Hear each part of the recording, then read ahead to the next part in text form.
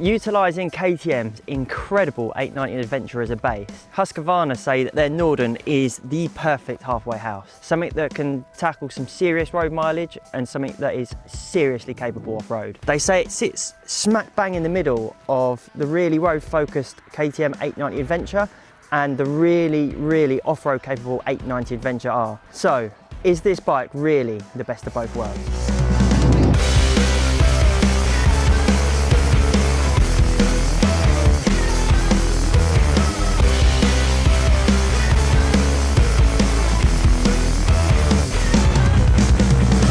Well, Husqvarna sure have pitched it that way. It comes with the exact same 890cc parallel twin engine that you get in the 890 Adventure and also in the RC8C. So that means you get 105 horsepower and 100 Newton meters of torque, and that is housed in the exact same steel trellis frame. In order to make it a decent road bike, it comes with an 18-litre tank. It's got an auto blipper and shifter as standard, it's got cruise control, it's got a whole host of rider modes, including rain, street and off-road, and it also comes with switchable traction control and ABS, which is lean angle sensitive as well. But it's also about the off-road too. It comes with fully adjustable WP Apex suspension, which will give you 250mm ground clearance. And it also has a proper off-road mode with off-road electronic settings and an optional Explorer mode too, if you really are serious about getting dirty. Coming in at £12,349, it's not exactly the cheapest bike on the market, but if looks are anything to go by, it's one of the best. We've done a couple of 100 miles on, well, we've done road and off-road, done pretty much everything I can imagine on it.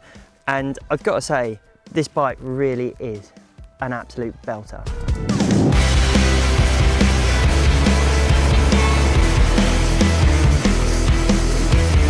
So first off, I'm going to start talking about its road manners. So most of the mileage I've done has been on the road. I'm mainly a road rider. I'd say probably 80-20 on-road to off-road, and this thing is just absolutely lovely. The standard KTM 890 Adventure is a brilliant road bike, and this does manage to retain most of them qualities. That engine, I'm so glad that it's unchanged because it's just so lovely, it's so responsive, it's so fun, it's so playful. The electronics are really good, the traction control is really impressive, it's really nice when it comes in, and the quick shifter and auto blipper as well, they're really nice and sensitive, not had any issues with them at all. Done a few long journeys on it, it's really nice having that 18-litre tank, it's fairly good on fuel, it'll more than happily sit at 70 or so mile an hour, although I have to say there are a few things I didn't like. I wouldn't mind having a slightly bigger screen, or at least an adjustable screen, as the wind protection isn't perfect, and the brakes aren't exactly the sharpest tools in the shed either. They do the job, but just like a little bit more bite on the roads when you're pushing on really hard. Aside from that, it's comfortable and you could really rack up the mileage on this thing.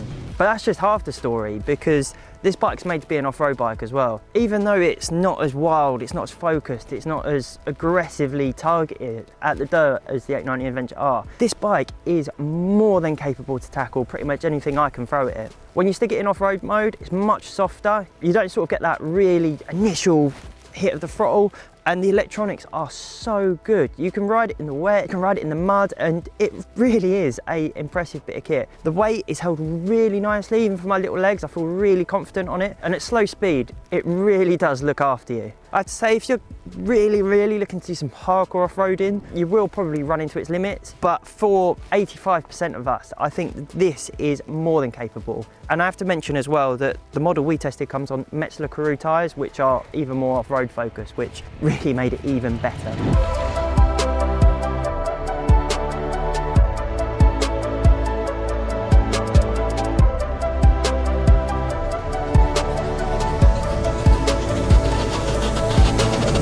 At over 12 grand, there's no denying it's a lot of money. But I've got to say, every time I opened up my garage and looked at it, it made me smile. Every time I jumped on it, I had fun. And although it's not quite perfect, I've got to say that it was far better than I thought it was. I wasn't sure that if they made some sort of halfway house, it would just make it sort of worse on-road and off-road, and it would just be a bit pointless. But I think they've really hit the nail. If you're looking for a more road bike machine, but you are looking to do a bit of off-roading, if you're not scared to go out and get dirty, and you want something that's a bit special, it looks a bit smart, then I definitely recommend taking one of these for a test ride.